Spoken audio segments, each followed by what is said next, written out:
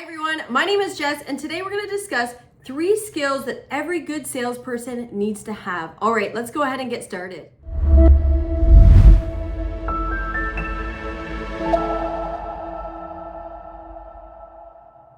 All right everyone, welcome back to my channel. If you're new here, go ahead and hit that subscribe button below. You'll be reminded that I post content every single Monday and you'll help me reach my goals.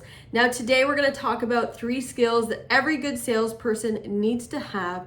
And these are not the only skills. Really the number one skill comes down to communication. A lot of us fall short on communication, but that is not one of the 3.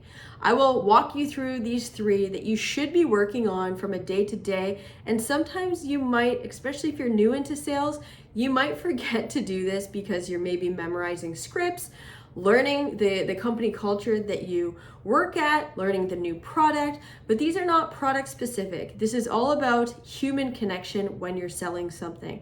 And we're not going to talk about sales as in retail, where someone comes in and says, hey, could you point me to, where the lip gloss is or where size 7 is in shoe, whatever it might be. It's not that type of sales. Now I'm talking about larger sales, anything that is going to be substantial for the customer, and not a quick transaction where you're going to just point somewhere for the customer to have help. This is really talking about, longer sales cycles, definitely longer than a day, probably 30 days to 2-year sales cycles, that these skills are really going to come into play.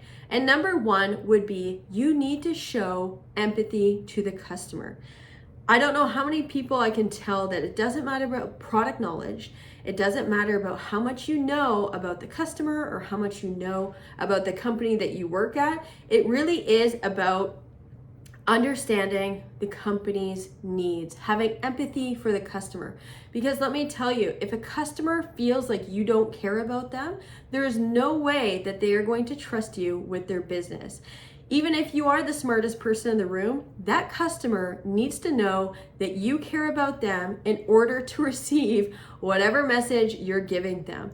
So if you are not great in empathy, I would consider practicing this with a friend or a peer or your partner, whatever it might be. It's really important to just understand what the customer is going through.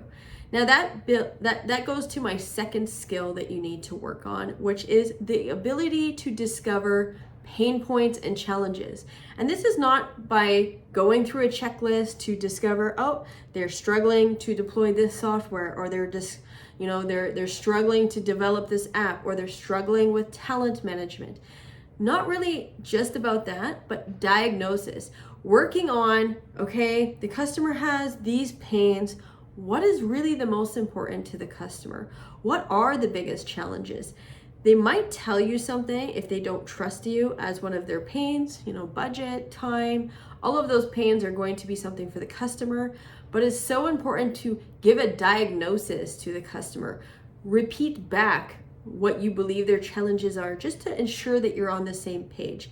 Too often, we as salespeople just keep talking and talking and talking. We don't ask enough questions.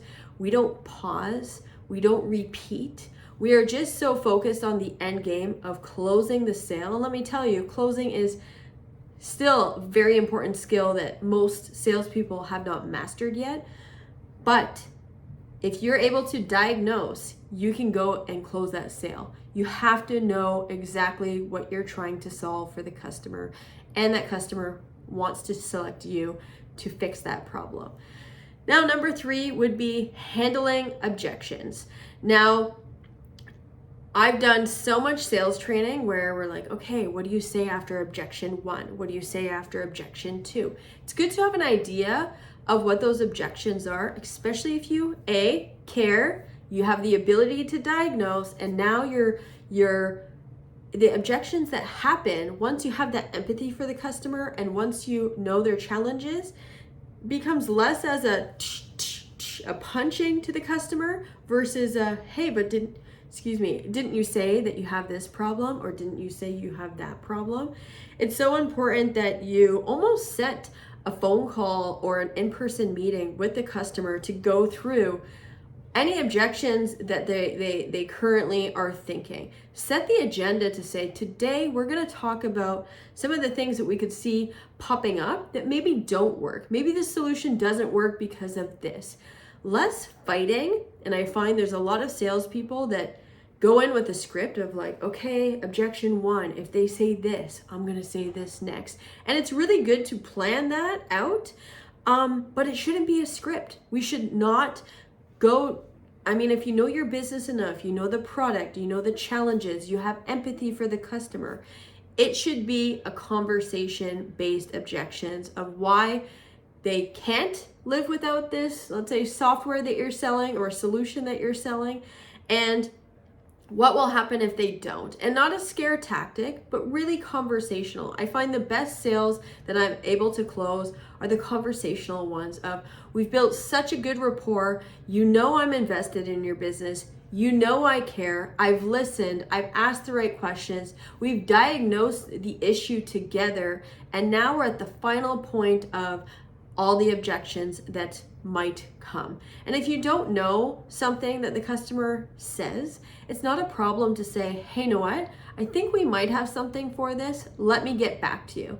But again, if you know your business well enough and you know the customer well enough, you should be able to handle anything and have it less as a fight, more as a, I don't know, a movement through water than a couple punches. It should just flow very simple, flow very easy, and you know, there'll be another meeting following that one once the agenda is set and once the customer knows that they're supposed to bring objections, they're supposed to bring any problems that they foresee in the future buying this solution.